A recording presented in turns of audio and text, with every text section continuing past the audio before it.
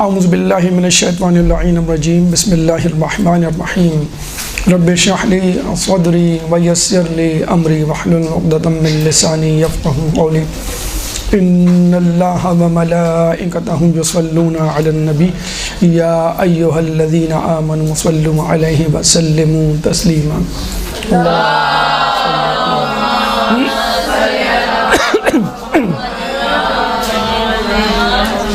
جو موضوع آپ کے لیے منتخب کیا گیا ہے وہ ہے امام موسیٰ کاظم علیہ السلام کے علمی کمالات بذریعہ مکالمات، یعنی آپ کی علمی خدمات اور آپ کی علمی منزلت، مرتبہ و مقام جو لوگوں سے مکالمے کی صورت میں ہم تک پہنچا، اب وہ احباب ہوں، اغیار ہوں، فرادہ ہوں یا اجتماع کی صورت میں ہوں۔ آپ کے سامنے انشاءاللہ بتوفیق خداوندی 5 علمی کمالات یا 5 مکالمات پیش کیے جائیں گے، یعنی 5 مرحلوں میں انشاءاللہ ہماری گفتگو محیط ہوگی۔ پہلا مرحلہ یا پہلا مکالمہ ایک شخص سے کہ جس نے آپ سے بہترین عمل کے بارے میں پوچھا۔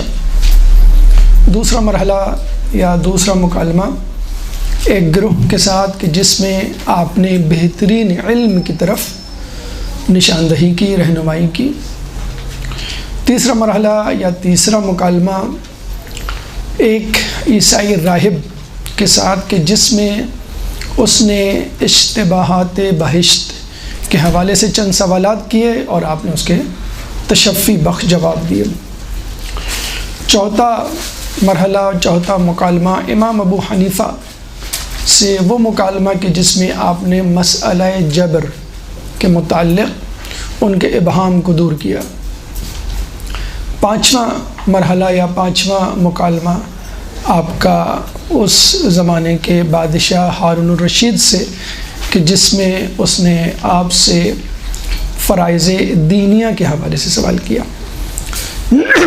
ان 5 مکالمات میں، بلکہ جتنے بھی مکالمات آپ کے اپنے دور میں مختلف لوگوں کے ساتھ ہوئے، نہ صرف یہ کہ اس زمانے کے مسائل اور ان کے حل شامل تھے، بلکہ خود کئی شقیں اس سے نکلتی ہیں اور آج تک کے مسائل بھی ان سے حل ہوتے ہوئے نظر آتے ہیں، اور آج کل کے دور کے حالات اس کی تشریح کرتے ہوئے نظر آتے ہیں۔ تو اس سے پہلے کہ ہم مراحل یا مکالمات کے اوپر گفتگو کریں، چند مقدماتی نکات یا گفتگو کے جس سے آپ کے اذہان اس موضوع کے لیے آمادہ ہوں۔ ایک درود پڑھ دیں محمد والے محمد۔ اللہم صلی علی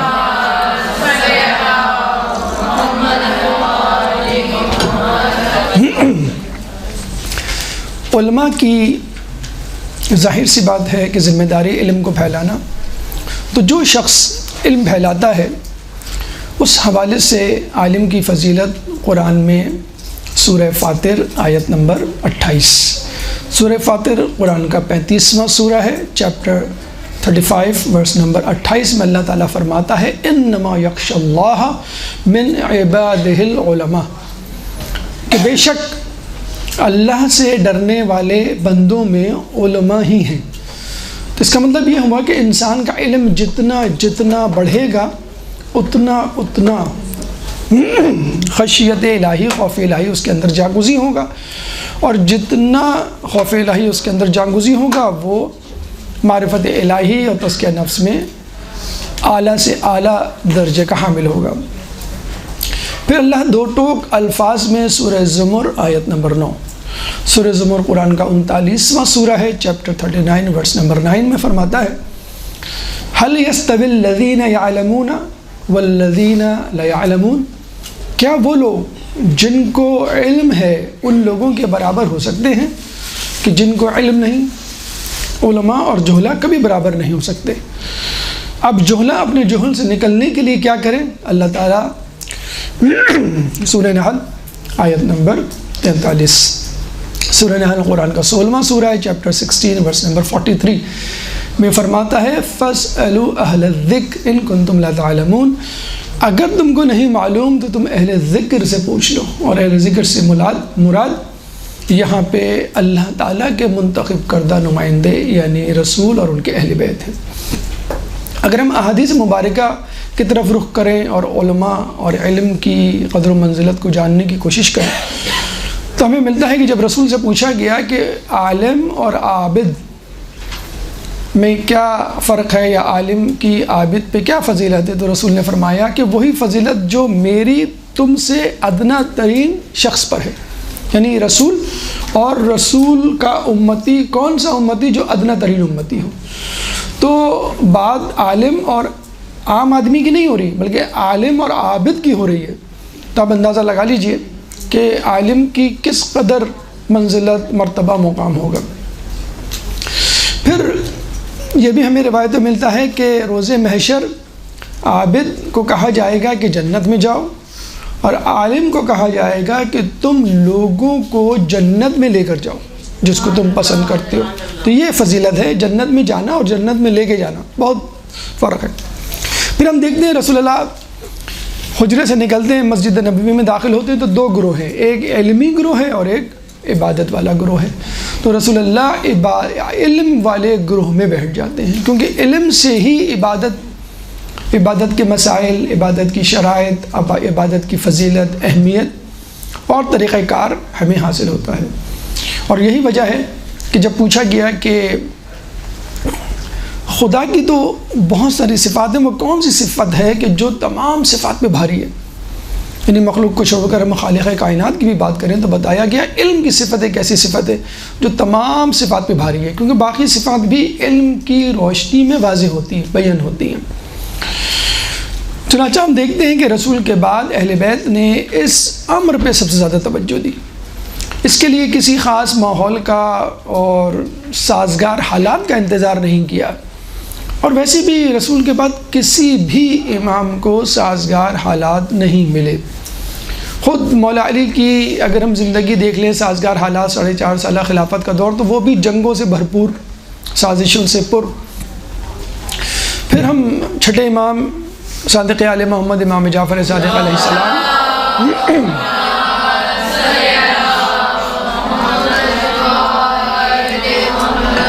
جن کے بارے میں کہا جاتا ہے سب سے زیادہ پرسکون ماحول ملا، تو وہ بھی 10 مہینے کا تھا فقط، مطلب چند سالوں پر بھی محیط نہیں تھا. لیکن اس کے باوجود کوئی دقیقہ فروگزاشت نہیں کیا کسی امام نے، وہ گھر ہو کہ سفر ہو، حضر ہو کہ شہر ہو، میدان ہو کہ زندان ہو، محل ہو کہ جنگل و بیابان، ہر جگہ راستے میں چلتے ہوئے بھی اگر علم کے دونوں موتی وہ بکھیر سکتے تھے تو انہوں نے بکھیرے. اور ائمہ میں اگر ہم نظر ڈالیں اور مشکلات کا تذکرہ کریں، مشکلات میں زندان کا تذکرہ کریں، کیونکہ زندان ایک ایسی مشکل ہے کہ جس میں انسان تمام لوگوں سے کٹ جاتا ہے، اور جو بھی وظیفہ یا فرض یا ذمہ داری وہ نبھا رہا ہوتا ہے وہ زندان کی زندگی تک کم از کم وہ موقوف معطل ہو کے رہ جاتی ہے. لیکن سلام ہو اس امام پہ کہ جس نے 14 سال سے زیادہ زندان میں وقت گزارا، لیکن تھوڑی سی دیر کے لیے بھی اپنے فرض سے پہلو تہی نہیں کی. تو 7ویں امام موسیٰ کاظم علیہ السلام ایک درود پڑھتے محمد علیہ.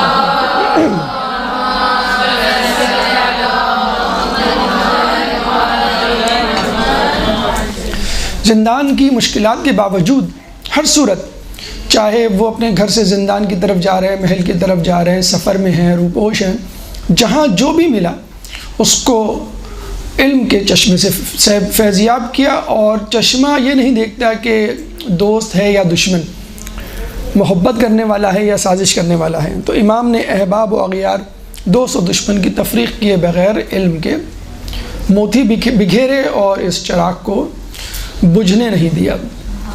آئیے ہم امام کے پہلے علم کمال یا پہلے مکالمے کی طرف چلتے ہیں کہ جو ایک شخص کے سوال سے شروع ہوتا ہے، اور دیکھیے کس بہترین انداز سے امام نے بہترین عمل کا جواب دیا. ایک شخص امام سے پوچھتا ہے کہ بہترین اصول کافی جلد نمبر 2 صفحہ نمبر 38 میں یہ حدیث درج ہے، روایت منقول ہے۔ ایک شخص نے امام سے پوچھا بہترین عمل کیا ہے؟ امام نے جواب دیا بہترین عمل ایمان ہے کہ جس کے بغیر کوئی عمل قبول نہیں کیا جائے گا۔ یعنی آپ جتنی عبادت کر لیں، جتنے اخلاق حسنہ کا مظاہرہ کر لیں، اگر آپ کے اندر ایمان نہیں تو آپ کا کوئی عمل قبول نہیں کیا جائے گا۔ یہی وجہ ہے کہ جب لوگ سوال پوچھتے ہیں اور اشکال ظاہر کرتے ہیں، پریشان ہوتے ہیں کہ بھئی غیر مسلم، غیر شیعہ افراد جو ہے بڑے مہذب ہوتے ہیں، مثلا سچ بولتے ہیں، دیانتدار ہوتے ہیں، غیر ممالک، یہ امریکہ یورپ کے ممالک آپ دیکھ لیجئے، وہاں پہ کرپشن نہیں ہے، جرائم نہیں ہے، بڑے اچھے لوگ ہیں، بڑے کمفرٹیبل فیل کرتے ہیں، مسلمان بھی جاتے ہیں تو کہتے ہیں ہمیں واپس نہیں آنا۔ تو انسان حیران ہوتا ہے، پریشان ہوتا ہے کہ یہاں پہ جو ہے جھوٹ نہیں ہے، بددیانتی نہیں ہے، چوری چکاری نہیں ہے، دیانتداری سے اپنی ڈیوٹی کو انسان انجام دے رہا ہے، تو پھر ان لوگوں کا کیا ہوگا؟ تو واضح طور پہ اللہ تعالیٰ نے یہ اعلان کر دیا ہے، اور اللہ تعالیٰ کا 1,24,000 پیغمبروں کو بھیجنے کا مقصد ہی یہی تھا۔ اگر ہم یہ کہتے ہیں بھئی انسان اپنی عقل سے فیصلہ کر لے، عقل جھوٹ نہیں بولتی، عقل دھوکہ نہیں دیتی، سچ اچھا ہوتا ہے، جھوٹ برا ہوتا ہے، دوسروں پہ ظلم کرنا غلط بات ہے، اور کسی کی مدد کرنا اچھی بات ہے، وغیرہ وغیرہ، علم بہترین صفت ہے، جہالت جو ہے وہ ایک نقص ہے۔ تو تمام خصوصیت اپنی جگہ، لیکن اسلام یا ایمان کے بغیر آپ کا کوئی عمل قبول نہیں ہوگا، اور اس کا واضح طور پہ اللہ تعالیٰ نے قرآن میں اشارہ کیا ہے، اور اللہ کے منتخب نمائندوں نے یہی فرض آ کے انجام دیا ہے۔ ورنہ تو اللہ نے عقل دی تھی، ہم عقل کی بنیاد پر فیصلہ کر لیتے فلاں شخص برا ہے، فلاں شخص جو ہے وہ اچھا ہے۔ 1,24,000 پیغمبروں کو بھیجنا، پھر شریعت لے کر بھیجنا، پھر کتابوں کے ساتھ کچھ لوگوں کو بھیجنا، اس کا مطلب یہ ہے کہ ایک فکس کوڈ آف لائف ہے، رولز ریگولیشنز ہیں، زندگی کے اصول و ضوابط ہیں، قوانین ہیں، حلال و حرام ہے، جو اللہ کا متعین کردہ ہے۔ اس کے مطابق اگر عمل کریں گے تو آپ کے باقی اعمال بھی قبول ہوں گے، اگر اس کے بغیر آپ عمل نہیں کریں گے تو وہ اعمال بھی قبول نہیں ہوں گے۔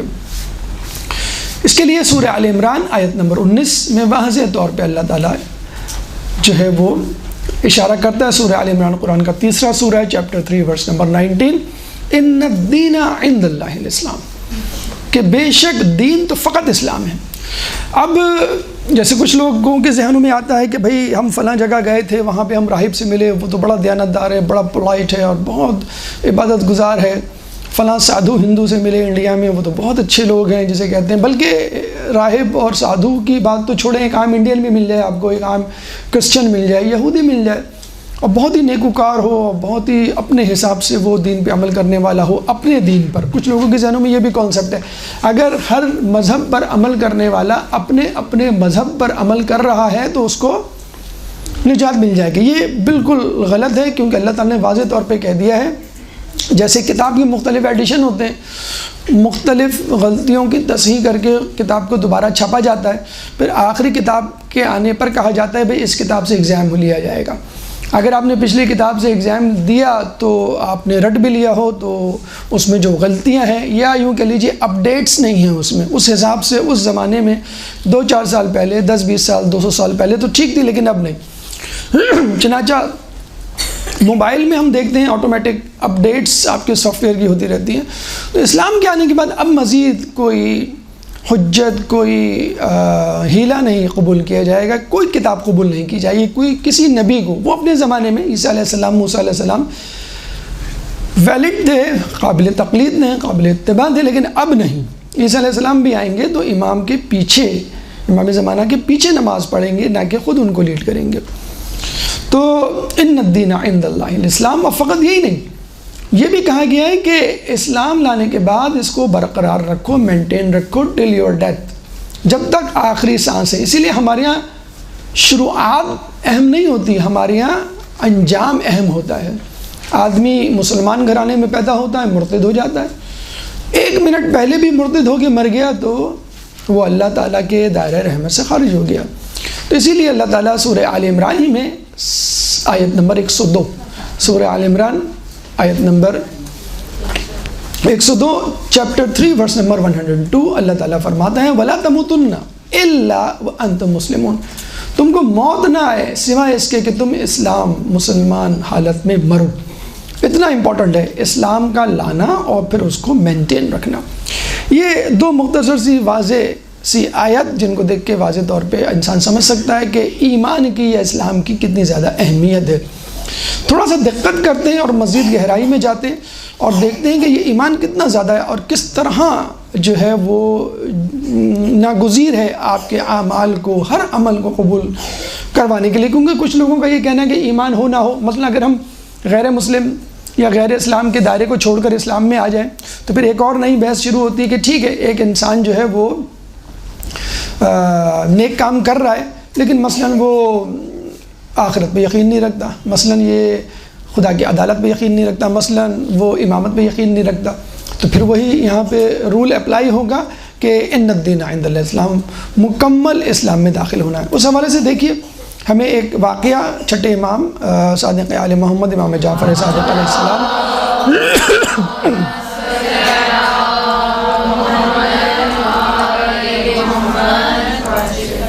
کسی نے ان تک کسی شخص کے تقوی کی اور پارسائی کی تعریفیں کی اور جب بہت لوگوں نے اس کی گواہی دی تو امام نے کہا چلو میں خود جا کے دیکھتا ہوں وہ کیسا شخص ہے. اتفاق سے وہ رستے میں مل گیا لیکن امام نے دیکھا وہ کچھ مشکوک سرگرمیوں میں مصروف ہے. یعنی وہ امام دیکھتے ہیں کہ وہ ایک دکان سے روٹیاں چرا رہا ہے، وہ 4 روٹیاں چراتا ہے، امام اس کے پیچھے چل پڑتے ہیں کہ یہ کہاں جا رہا ہے. ملنا تو تھا امام کو. راستے میں بیٹھے ہوئے ایک فقیر کو وہ 4 روٹیاں دے دیتا ہے، پھر آگے چل پڑتا ہے تو امام اس کو پیچھے سے آواز دیتے ہیں. وہ مڑتا ہے، امام کہتے ہیں کہ میں نے تو تیری بڑی تعریف سنی تھی پارسائی کی، زہد کی، تقوی کی، لیکن تو یہ کیا کر رہا ہے؟ تو امام نے کہا میں نے کیا کیا؟ تو امام نے بتلایا کہ تو نے کیا کیا، چوری کی اور اس طرح لوگوں کو دے رہا ہے. تو اس نے کہا کہ آپ نے قرآن نہیں پڑھا. اللہ تعالیٰ قرآن میں دیکھیں یہ ان لوگوں کے لیے بھی پیغام ہے جو قرآن پڑھ کر ترجمہ کر کے اپنے تئیں بغیر کسی مینٹور، بغیر کسی ٹیچر، بغیر کسی مفسر کے دعویٰ کرنے لگتے ہیں. سپرفیشل جو اس کی میننگ ہوتی ہے ترجمے کے ساتھ، بس وہ کہتے ہیں بس یہی ترجمہ ہے. آج کل یہ بہت زیادہ ٹرینڈ نکلا ہوا ہے لوگوں میں. تو دیکھیں اس نے کیا کہا اور پھر امام نے کس طرح اس کی کریکشن کی. اس نے کہا دیکھیے اللہ تعالیٰ قرآن میں فرماتا ہے کہ میں ایک کے بدلے 10 دوں گا، ایک نیکی کے بدلے 10 نیکیوں کا اجر دوں گا، اور اگر ایک گناہ ہوگا تو بس اس کا ایک ہی جو ہے عذاب، یا ایک گناہ کے بدلے میں ایک گناہ کا عذاب ہی اللہ تعالیٰ دے گا. سورہ انعام آیت نمبر 160. سورہ انعام قرآن کا 6 سورہ ہے، چیپٹر 6 ورس نمبر 160. من جاء بالحسنۃ فلہ 10 امثالها ومن جاء بالسیئۃ فلا یجزی الا مثلها. اگر کوئی ایک نیکی لے کر آئے گا تو ہم اس کے بدلے میں 10 نیکیوں کا صلہ دیں گے، اور اگر کوئی ایک گناہ لے کر آئے گا تو بس وہ ایک گناہ ہی شمار کیا جائے گا. اب وہ امام کو نعوذ باللہ پڑھانے لگا، سمجھانے لگا کہ دیکھیں میں نے 4 روٹیاں چرائیں تو 4 گناہ میرے کھاتے میں لکھے گئے اعمال نامے میں، لیکن میں نے جب 4 روٹیاں صدقہ کی تو 4 ضرب 10 40 نیکیاں، تو 40 نیکیوں میں سے 4 چوری کی بھی روٹیاں مائنس کر دیں تو 36 نیکیاں تو ابھی بھی میرے اکاؤنٹ میں، میرے کھاتے میں، میرے عمل نامے میں موجود ہیں، تو ابھی بھی میں فائدے میں ہوں. یہ دیکھیں اس کی کیلکولیشن. اب امام کی باری تھی. امام نے کہا تو نے قرآن نہیں پڑھا، یعنی اس نے نعوذ باللہ پہلے امام سے کہا آپ نے قرآن نہیں پڑھا، قرآن میں یہ لکھا. دیکھیں رسول اللہ اسی لیے کہہ کے گئے تھے کہ انی تارک فیکم الثقلین، 2 گراں قدر قرآن اور اہل بیت. اہل بیت کی غیر موجودگی میں اپنی قیاسی صلاحیتوں کو استعمال کرتے ہوئے انسان جب قرآن پڑھتا ہے تو پھر یہی نتیجہ نکلتا ہے. تو وہ ہوائے نفس کے طور پہ بس وہی قرآن وہی حصہ پڑھتا ہے جو اس کے مطلب کا ہوتا ہے، یہود و نصارہ کے علماء کی طرح. تو امام نے کہا تو نے قرآن نہیں پڑھا. پھر امام نے سورہ مائدہ آیت نمبر 27، سورہ مائدہ قرآن کا 5واں سورہ ہے، چیپٹر 5 ورس نمبر 27 کی تلاوت کی. انما یتقبل اللہ من المتقین، کہ اللہ فقط متقیوں سے اعمال قبول کرتا ہے. متقی یعنی تقوی کے حامل افراد، گناہ نہ کرنے والے، گناہ سے بچنے والے. اب یہاں پر یہ سوال پیدا ہوتا ہے کہ اچھا اب یہاں پہ بالکل بات کلیئر ہو جانی چاہیے کہ وہ جو چور تھا، جو اپنی چوری پہ مصر تھا، ڈھٹائی سے اپنے گناہ پہ جاری و ساری تھا، اس کا انفاق فی سبیل اللہ قبول نہیں کیا جائے گا. جیسے کچھ لوگ ہوتے ہیں نا بھائی، کرپشن کر رہے ہیں، چوری ڈکیتی کر رہے ہیں اور یتیم خانوں میں بھی دے رہے ہیں، مدرسوں میں بھی دے رہے ہیں. حدیث رسول ہے کہ اللہ تعالیٰ اس دین کی خدمت فاسق و فاجر سے بھی کرواتا ہے. بہت سے بادشاہ حکمران گزرے کہ جنہوں نے مسجدیں بنوائی ہیں، مدرسے بنوائے ہیں، لیکن لوگ جو آ کے ان میں نماز پڑھتے ہیں، علم حاصل کرتے ہیں، ان کو فائدہ ہوگا، ان کو ثواب ملے گا. لیکن اس شخص کو جو ظالم و جابر ہے، اپنے گناہ پہ ڈٹا ہوا ہے، چوری کر رہا ہے، جیسے سلطانہ ڈاکو کے بارے میں ملتا ہے، وہ چوری کرتا تھا اور امیروں سے لے کر غریبوں کو دیا کرتا تھا، تو یہ غریبوں کو دینا کوئی فائدہ نہیں پہنچائے گا. بلکہ امام نے تو یہ کہا تو نے چوری بھی کی اور مالک شے، جو اس چیز کا مالک تھا، اس سے پوچھے بغیر تو نے اس کو تصرف بھی کیا. دو چیزیں تو نے کی. تو کہنے کا مقصد یہ ہے کہ ڈھٹائی پہ مصر ہیں اور آپ کہہ رہے ہیں کہ بس، جیسے ہم لوگ کہتے ہیں بھئی یہ چوری کر کے مثلاً حج پہ گئے تو چوری کرنے کا گناہ ملے گا اور حج کرنے کا ثواب بھی ملے گا، پھر اللہ دیکھ لے گا کہ کون ہلکا ہے کون وزنی ہے، عمل نامے تولے جائیں گے. نہیں، چوری کا گناہ لکھا جائے گا اور یہ جو حج ہے یہ بھی نہیں قبول ہوگا، کیونکہ وہ تقوی کا حامل نہیں ہے. یعنی اپنے گناہ پہ ڈٹا. ہم یہ نہیں کہہ رہے کہ وہ باعصمت ہونا چاہیے، گناہ گار نہ ہو، کوئی بھی باعصمت نہیں ہے معصومین کے علاوہ. لیکن ایک ہوتا ہے گناہ ڈھٹائی سے اعلان، جو عدالت کی ڈیفینیشن کے تحت بھی آتا ہے کہ اعلان گناہ نہ کرتا ہوں، اور ایک ہوتا ہے کہ گناہ کر کے افسوس پشیمان ہونے والا. ایک اس شخص پہ خدا کی رحمت ہو جس شخص کی یہ حالت ہوتی ہے، ایک بار خطا ہو جاتی ہے 100 بار ندامت ہوتی ہے. تو یہ ہے تقوی کا حامل، عصمت کا حامل نہیں کہہ رہے ہم. تو یہ بات بالکل واضح ہو گئی. اب اس کا ہماری بحث سے کیا تعلق کہ ایمان کے ساتھ باقی اعمال قبول ہوں گے. اب یہ بات تو طے ہو گئی کہ انما یتقبل اللہ من المتقین، کہ اللہ تعالیٰ متقیوں سے اعمال قبول کرتا ہے. متقی کون ہے؟ خود قرآن سے ہم پوچھ لیتے ہیں. سورہ بقرہ آیت نمبر 2، چیپٹر 2 ورس نمبر 2. اللہ تعالیٰ فرماتا ہے ذَلِكَ الْكِتَابُ لَا رَيْبَ فِيهِ هُدًى لِّلْمُتَّقِينَ الَّذِينَ يُؤْمِنُونَ بِالْغَيْبِ وَيُقِيمُونَ الصَّلَاةَ وَمِمَّا رَزَقْنَاهُمْ يُنْفِقُونَ. ذَلِكَ الْكِتَابُ لَا رَيْبَ فِيهِ. سورہ فاتحہ پہلا سورہ دعا ہے. بیسیکلی جب آپ قرآن پڑھتے ہیں تو آپ دعا کر رہے ہوتے ہیں میں قرآن پڑھنے جا رہا ہوں، اس سے مجھے ہدایت دے، صراط مستقیم عطا فرما. بیسیکلی سورہ بقرہ جب آپ شروع کرتے ہیں تو پہلی آیت ہے الف لام میم، حروف مقطعات پر مشتمل. It is none of your business. جو اللہ کے منتخب نمائندے ہیں ان کو معلوم ہے اس کا مطلب. بیسیکلی تو آپ جب قرآن پڑھنا شروع کرتے ہیں اور کچھ حاصل کرنا شروع کرتے ہیں تو وہ سورہ بقرہ کی دوسری آیت ہے. اور دوسری آیت میں یعنی شروعات قرآن، پہلا سورہ دعا جو آپ کر رہے ہیں کہ اللہ تعالیٰ مجھے قرآن سے ہدایت دے، اور دوسری سورہ کا پہلا کلمہ، پہلی آیت الف لام میم متقاطع. ان کو چھوڑ دیں آپ. جو بیسیکلی قرآن کا متن جو آپ سے مخاطب ہیں وہ کیا ہے؟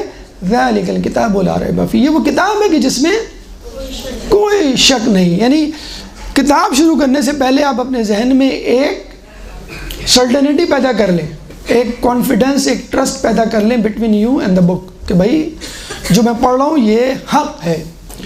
پھر ذَلِكَ الْكِتَابُ لَا رَيْبَ فِيهِ هُدًى لِّلْمُتَّقِينَ، ہدایت ہے متقی. ابھی آپ نے ہدایت مانگی تھی سورہ فاتحہ میں اهْدِنَا الصِّرَاطَ الْمُسْتَقِيمَ، فوراً اللہ تعالیٰ جواب دے رہا ہے هُدًى لِّلْمُتَّقِينَ. یہ متقیوں کے لیے ہدایت ہے اور لوگوں کے لیے نہیں ہے. مثلاً فاسق و فاجر کے لیے نہیں ہے جو مسلسل ڈٹائی سے ڈٹا ہوا ہے اپنے فسق و فجور میں اور کہہ رہا ہے میں کتاب پڑھ کے ہدایت حاصل کروں، اس کے لیے نہیں ہے. جو سچے دل سے نیکیاں کرتے ہوئے گناہوں سے بچتے ہوئے حضور قلب سے نیک نیتی سے اس کی طرف آ رہا ہے، اس کے لیے ہدی للمتقین الذین. اب یہاں پر ایک سوال پیدا ہوتا ہے متقین کون؟ تقوی کے حامل.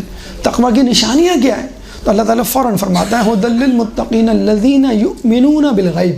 نمبر 1 وہ لوگ متقی، وہ لوگ جو بالغیب غیب پر ایمان لائے، یقیمون الصلاۃ جو نماز ادا کرتے ہیں، ومما رزقناہم ينفقون جو کچھ ہم نے دیا اس میں سے خرچ کرتے ہیں. 3 نشانیاں: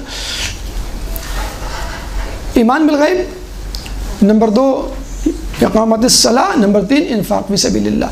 ان تینوں میں بھی تقدم مقدم کس کو کیا گیا ہے؟ ایمان بالغیب. تو یہاں پر پھر وہی بات آ گئی کہ اعمال کی قبولیت کا دار و مدار تقوی پر. تقوی کی نشانیوں میں سے اہم اولین ترین نشانی ایمان بالغیب.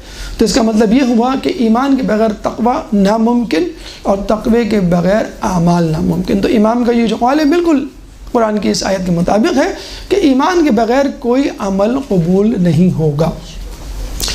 اس کے بعد اس شخص نے پوچھا یا امام ایمان کیا فقط قول کا نام ہے یا قول و فعل دونوں کا نام ہے؟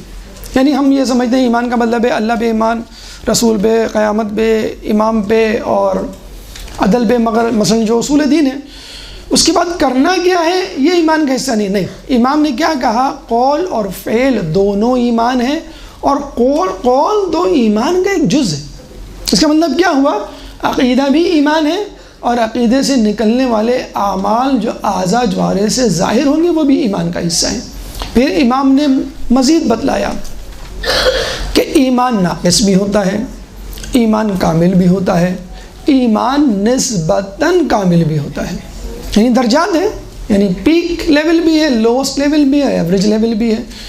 ناقص جیسے ہم نے بتایا فاسق و فاجر جو لوگ ہوتے ہیں. کامل یعنی ائمہ اور انبیاء کا ایمان.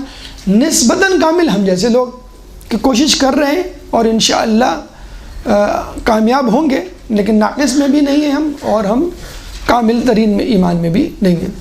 امام نے کہا کہ اللہ تعالیٰ نے ایمان کو اعضاء جوارح میں تقسیم کر دیا ہے. چنانچہ دل کا بھی ایمان ہوتا ہے، زبان کا بھی ایمان ہوتا ہے، ہاتھ پیر کا بھی ایمان ہوتا ہے، آنکھ کان کا بھی ایمان ہوتا ہے، شرمگاہ کا بھی ایمان ہوتا ہے. ہر عضو اپنے حساب سے ایمان کے مطابق عمل کرتا ہے. دل کا ایمان عقیدہ، اللہ سے متعلق عقیدہ، قیامت سے متعلق عقیدہ، نبوت سے متعلق، عدل، امامت سے متعلق. زبان یعنی اس کا اقرار کرنا.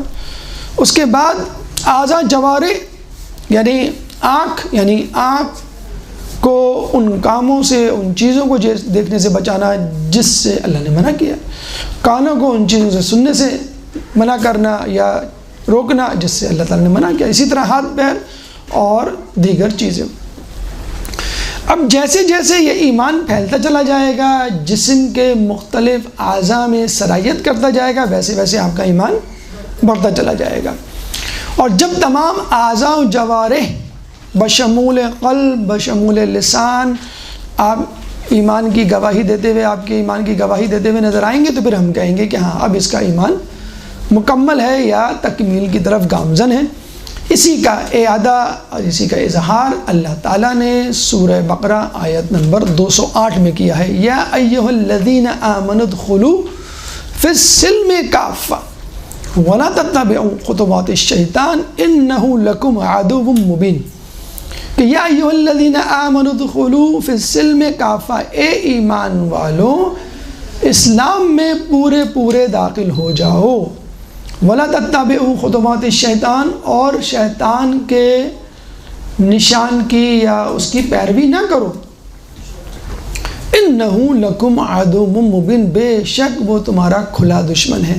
یہاں پہ فی السلم کافہ، اسلام میں پورے پورے داخل ہونے کا مطلب ہی یہی ہے کہ آپ یہ نہ کہیں کہ بھئی ٹھیک ہے میں اسلام پہ عمل کروں گا لیکن یہ جو بد نظری کا گناہ ہے بس یہ میں نہیں کر سکتا، مطلب اس سے بچ سکتا، یہ میں کروں گا، اس سے مجھے ایگزمپشن دی جائے مثلا.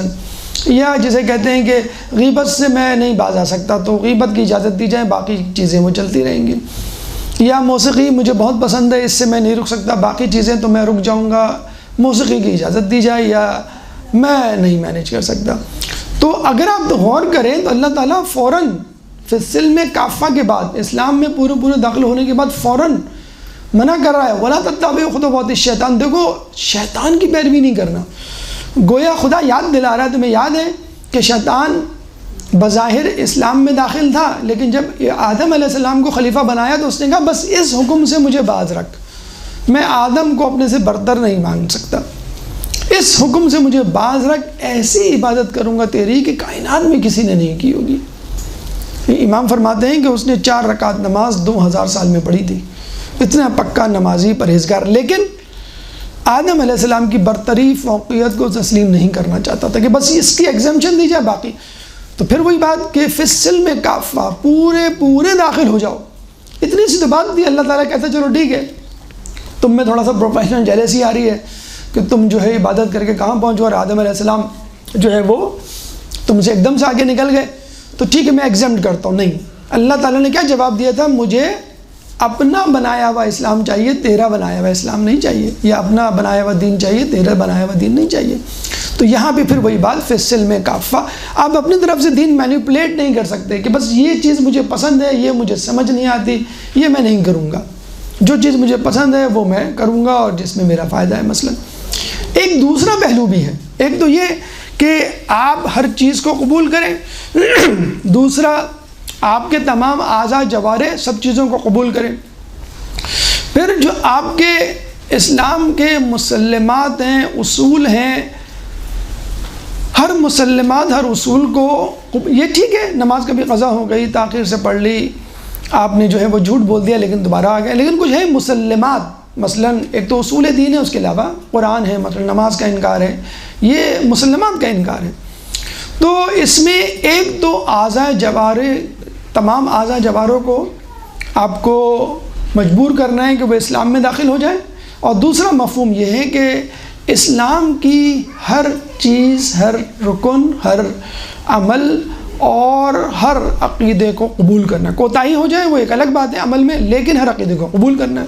اس لیے اگر کوئی ہم سے پوچھے کہ بھئی کون سا اسلام، سب اسلام کے دعوے دار ہیں، تو ہم کہیں گے مکمل اسلام۔ بھئی وہ کون سا اسلام ہے جو مکمل ہے؟ ہم کہیں گے جب اللہ تعالیٰ نے اس کے مکمل ہونے کا اعلان کیا۔ بھئی کب کیا، کیسے کیا، کہاں ہے قرآن میں؟ الیوم اکملت لکم دینکم واتممت علیکم نعمتی ورضیت لکم الاسلام دینا۔ آج کے دن ہم نے تمہارے لیے دین کو مکمل کر دیا، اپنی نعمتوں کو تمام کر دیا، اور تمہارے لیے دین اسلام پر راضی ہو گیا۔ اب تک جتنا اسلام تھا اس پر عمل کر کے نجات تھی، اب آج کے بعد ولایت علی جس سے اسلام تکمیل تک پہنچا، اس کے بعد آپ کی گل و خلاصی ہوگی، آپ کو نجات ملے گی۔ اللہم صلی علی محمد۔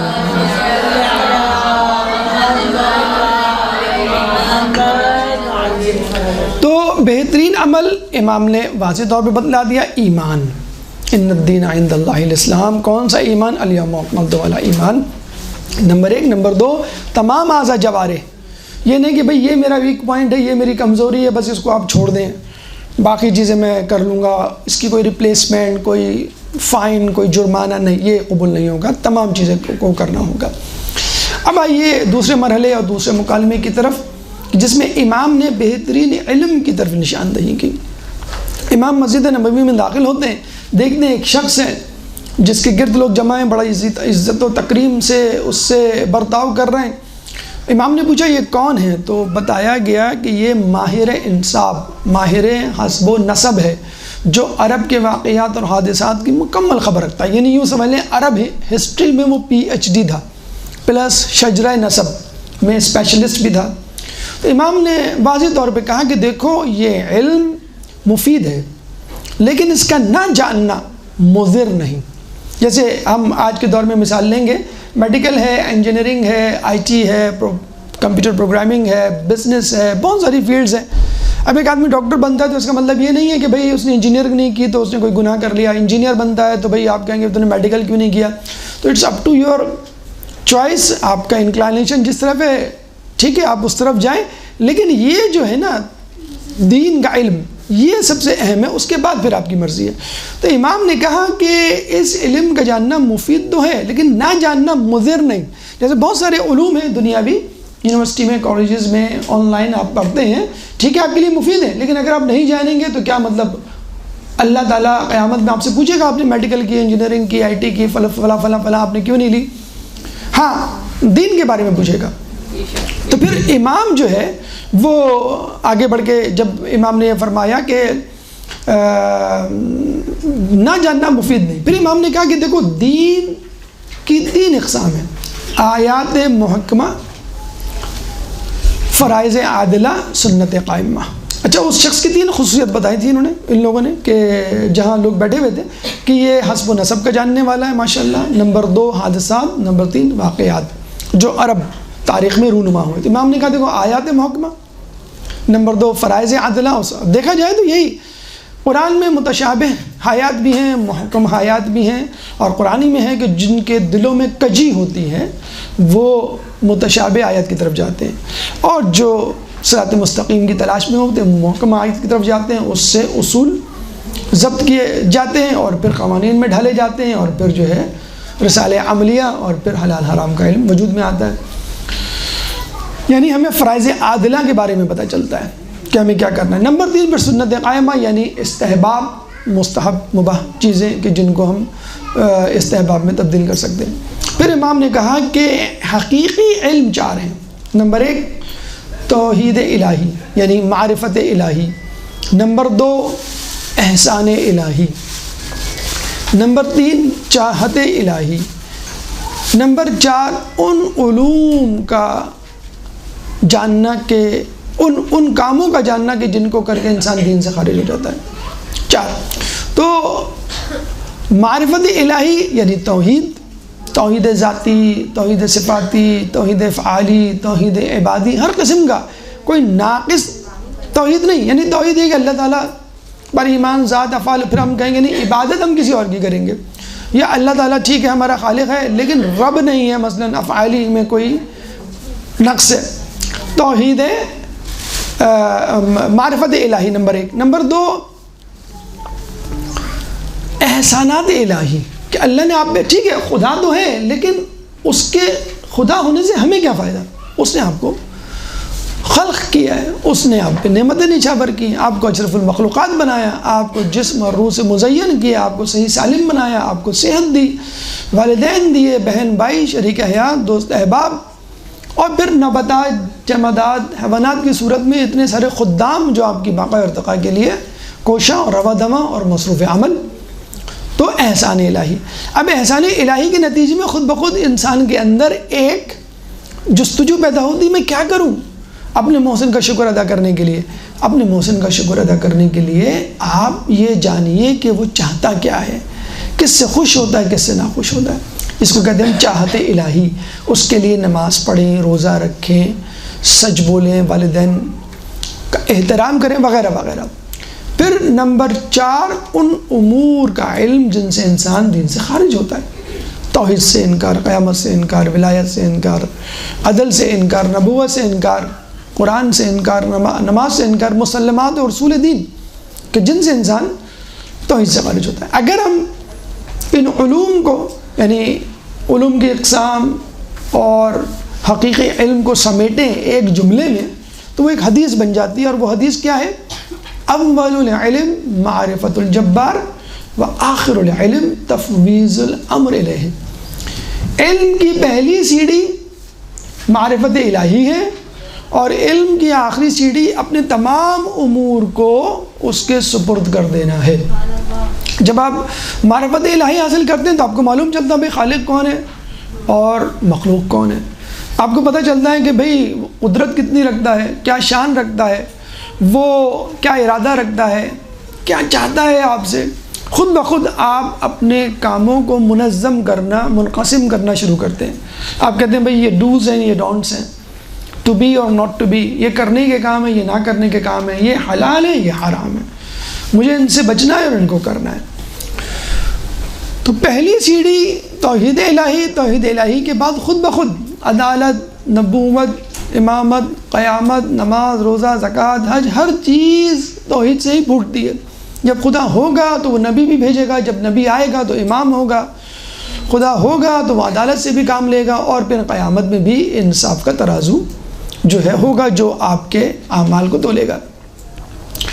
بس اہم پیغام امام کی اس گفتگو سے یہ ملتا ہے کہ انسان کالج، یونیورسٹی، جدید علوم سے بلا شبہ اپنے آپ کو، دیکھیں امام نے منع تو نہیں کیا نا اس کو، کہتے یہ تم فورم علم حسب نسب چھوڑ دو اور یہ شجرہ نسب، یہ وہ فضول. آپ کو معلوم ہے کہ جو عرب تھے وہ انسانوں تو کیا گھوڑوں تک کا شجرہ نسب یاد رکھتے تھے کہ یہ گھوڑا ابن فلاں گھوڑا، ابن فلاں گھوڑا، یعنی گھوڑوں کے نام بھی ہوتے تھے اور اس کا باپ. گھوڑوں کا جب شجرہ نسب یاد رکھتے تھے تو وہ انسانوں کا شجرہ نسب کیوں یاد رکھیں گے.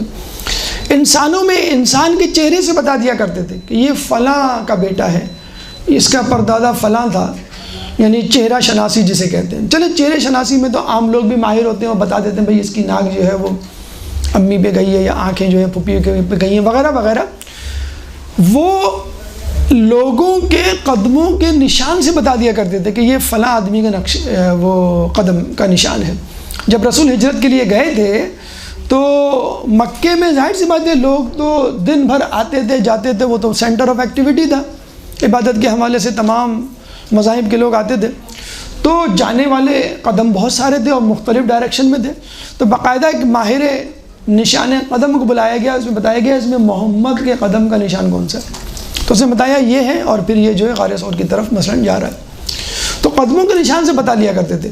آج کل بھی بہت سارے علوم آ گئے جس سے ہماری زندگی یہ بات طے ہے، جیسے یہ اے سی ہے، یہ مائک ہے، میڈیکل کا علم ہے، انجینئرنگ، کمپیوٹر کا، بلا شبہ اس میں کوئی قباحت نہیں کہ اس سے سیکھنے سے ہماری زندگی آسان ہو گئی، اور آج کل کے دور میں آج کل کے علوم پر توجہ دینی ضروری ہے۔ مولا علی کا قول ہے کہ اپنے بچوں کو ان کے زمانے کا علم سکھاؤ، کیونکہ وہ تمہارے نہیں اپنے زمانے کے لیے پیدا کیے گئے۔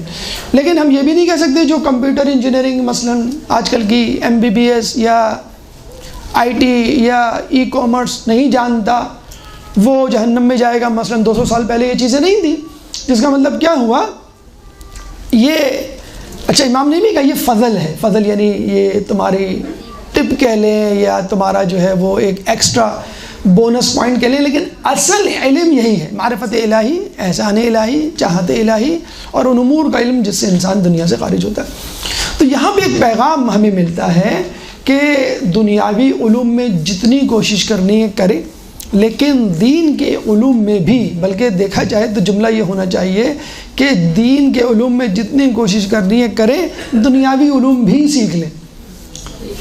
اگر ہم کیا کہتے ہیں بھئی دین دنیا کا علم حاصل کرو، لیکن تھوڑا بہت ذرا دین بھی دیکھ لو، یعنی ویکینڈز پہ سیٹرڈے سنڈے مدرسے چلے جاؤ، یا ایک آدھ گھنٹہ آدھا گھنٹہ نکال کر۔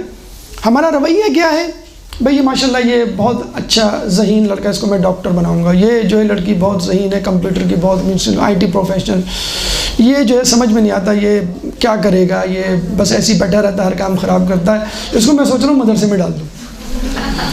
تو وہ کسی نے کہا نا کہ بھئی اللہ کے نام پہ دے دو، تو سیب والے نے سڑا ہوا سیب اٹھا کے دے دیا، تو اس نے کہا اچھا ایسا کرو 10 روپے کا سیب دے دو، جیب سے فقیر نے 10 روپے نکالے اور اس کو دیے، تو اس نے ایک اچھا سا سیب بالکل ناپ تول گھول گھما کے دیکھا، اس میں کوئی داغ پھر دیا، تو اس نے کہا اللہ کے راہ میں سڑا ہوا سیب اور اپنے منافع کے لیے اچھا سیب۔ تو ہمارے لیے بھی یہی ہے کہ ہم اچھی چیز اپنے لیے رکھ لیتے ہیں، doctor engineer IT professional business man یہ سب بنائیں گے، اور جو بیکار چیز ہے وہ اللہ کی راہ میں دے دو۔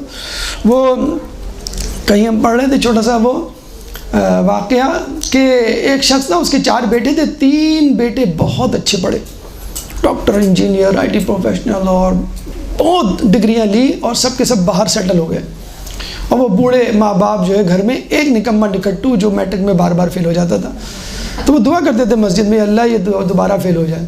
وہ کہتے تھے کیونکہ یہ پڑھ لکھ گیا تو یہ بھی باہر چلا جائے گا۔ وہ کسی نے خوب کہا نا کہ مجھے تو نہیں پڑھنا، کیونکہ جب پڑھ لکھ کے گوروں کی غلامی کرنی ہے تو بہتر آدمی اپنے ملک میں رہے اور اپنے ملک میں جو ہے وہ کچھ کام کرے۔